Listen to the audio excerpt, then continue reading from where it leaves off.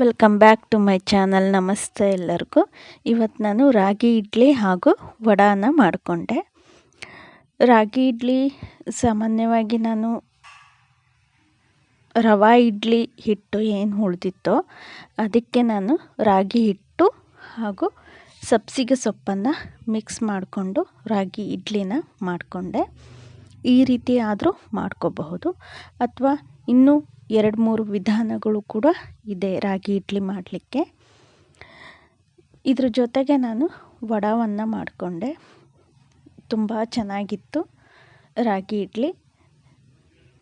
ರವಾ ಇಡ್ಲಿ ತಿಂದು ತಿಂದು ಬೇಜಾರಾಗಿದ್ದಲ್ಲಿ ಅದೇ ಹಿಟ್ಟಿಗೆ ರಾಗಿ ಹಿಟ್ಟನ್ನು ಮಿಕ್ಸ್ ಮಾಡಿಕೊಂಡು ಇನ್ಸ್ಟಂಟಾಗಿ ರಾಗಿ ಇಡ್ಲಿನ ಮಾಡ್ಕೋಬಹುದು.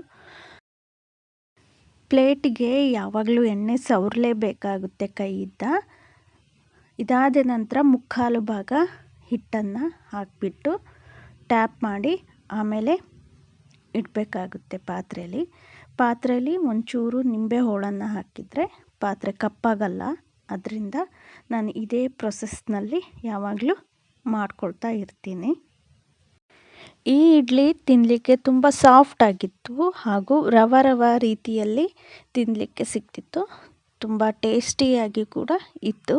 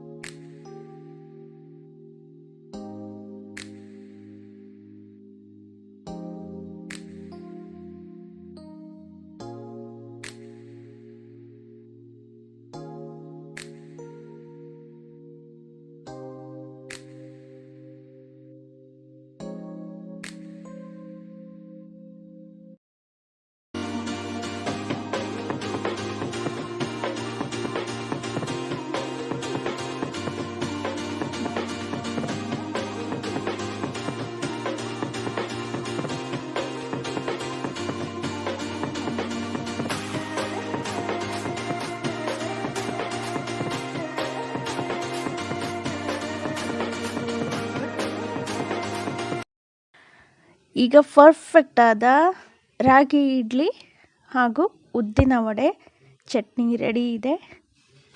ನೋಡಿ, ಕಾಣಿಸ್ತಾ ಇದೆಯಲ್ಲ ಇಡ್ಲಿ ವಡೆ. ಟಿಪ್ಸ್ಗಳನ್ನು ಫಾಲೋ ಮಾಡಿದರೆ ಸರಿಯಾದ ವಡೆ ಹಾಗೂ ಇಡ್ಲಿನ ಮಾಡ್ಕೋಬಹುದು. ಈ ವಿಡಿಯೋ ನಿಮಗೇನಾದರೂ ಇಷ್ಟವಾಗಿದ್ದರೆ ಪ್ಲೀಸ್ ಲೈಕ್ ಮಾಡಿ, ಶೇರ್ ಮಾಡಿ, ಕಮೆಂಟ್ ಮಾಡಿ, ಸಬ್ಸ್ಕ್ರೈಬ್ ಮಾಡೋದನ್ನು ಮರಿಬೇಡಿ. ಮತ್ತೆ ಸಿಗ್ತೀನಿ ಮುಂದಿನ ವಿಡಿಯೋದಲ್ಲಿ. ಅಲ್ಲಿವರೆಗೂ ಥ್ಯಾಂಕ್ಸ್ ಫಾರ್ ವಾಚಿಂಗ್. ಹೀಗೆ ನನ್ನ ವಿಡಿಯೋನ ನೋಡ್ತಾ ಇರಿ.